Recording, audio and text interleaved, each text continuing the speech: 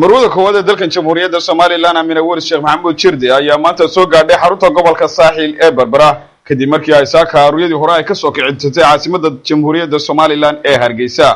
waxa jidka isku xidha caasimadda Soomaaliland ee Hargeysa iyo Berbera kaga hortagay mas'uuliyiinta gobolka Saaxil sida gudoomiyaha gobolka duqa degmada Berbera iyo sidoo kale mas'uuliyiin iyaguna ka tirsan hay'adaha laamaha dawladda ee ka howlgala magaalada Berbera waxa marwada loo soo galbiyay dhinaca xarunta gobolka Saaxil ee Berbera iyagoo si weyn lagu soo dhaweeyay magaalooyinka u dhaxeeya magaalada Hargeysa iyo Berbera sida magaalada Dacarburuq iyo sidoo kale degmada Sheekh Abdal oo ay dadku si weyn u soo dhaweeyeen marwada madaxweynaha jamhuuriyadda Soomaaliland samarkaasina iyagoo ku labisan calanka astaanta oo dalkan jamhuuriyadda Soomaaliland kuna dhawaaqaya erayo iyo halku dhigyo ay ku taageerayaan marwada madaxweynaha jamhuuriyadda Soomaaliland markii ay marwada iyo waftigeedu ay soo gaareen xarunta gobolka Saaxil ee Berbera ayaa waxa ay xariga ka jareen guriga martida ama madaxtooyada ee magaalada Berbera oo dib u habeyn iyo casriyeyn lagu sameeyay marwada madaxweynaha jamhuuriyadda Soomaaliland ayaa si weyn ugu mahadnaqday maamulka dekedda Berbera oo iyagu gacan weyn ka geystay dib u habeynta iyo dhismaha gurigaasi aad iyo aad baan idinku mahadnaqayaa gurigan madaxtooyada ee dib loo casriyeeyay mahad weyn sidoo gudoomiyuhu sheegay waxa la dekedda Berbera maamulkeeda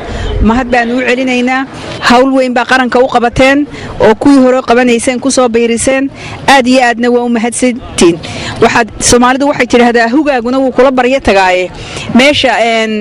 madaxda qarankeenu ay ku soo degto inay meel la iman karo ishu ku dhici karta noqotana waa fiicantay waajibkiinii baa gudateen alxamdulilaahi rabbil caalamiin aad iyo aadna waa u mahadsantiin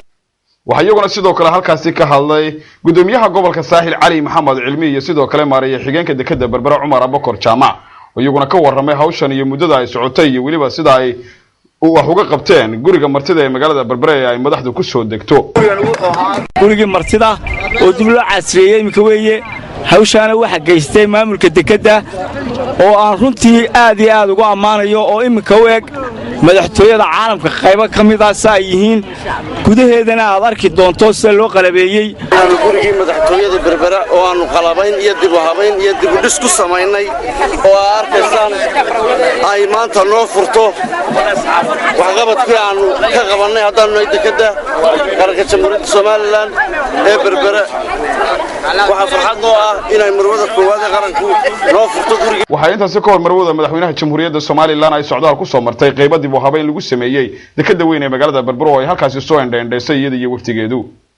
waxaana lagu wadaa in marwada madaxweynaha jamhuuriyadda Soomaaliland iyo waftigeeda soo ay ku sugnaan doonaan xarunta gobolka Saaxil ee Berbera